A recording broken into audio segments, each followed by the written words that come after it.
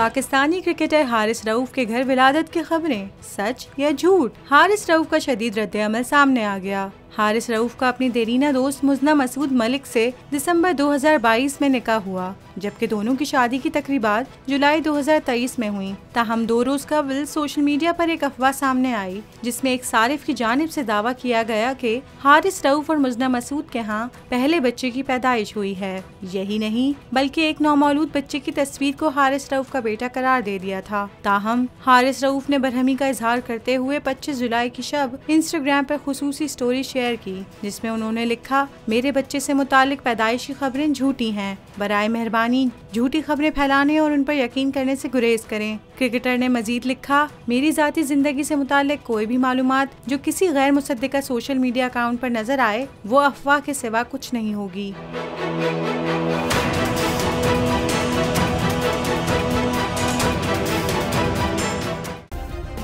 Subscribe करें और bell दबाएं ताकि कोई खबर रह न जाए।